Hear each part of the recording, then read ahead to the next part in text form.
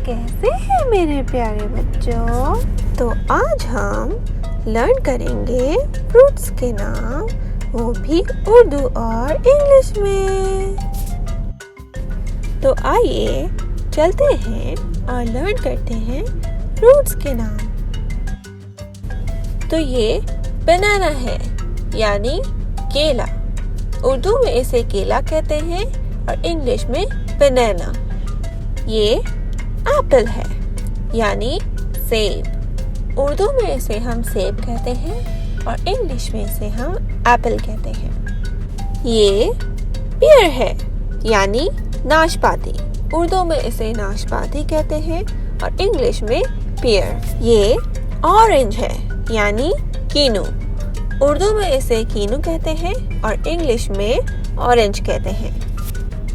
ये ग्रेप्स है यानी अंगूर। उर्दू में इसे अंगूर कहते हैं और इंग्लिश में इसे ग्रेप्स कहते हैं। ये पीच है यानी आड़ू। उर्दू में इसे आड़ू कहते हैं, इंग्लिश में इसे पीच कहते हैं। ये स्ट्रॉबेरी है यानी तूत Farangi.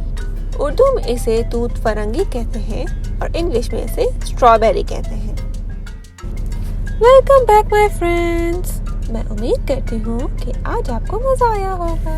And don't forget to follow me on my Instagram. Love you friends. Bye. Please subscribe my YouTube channel.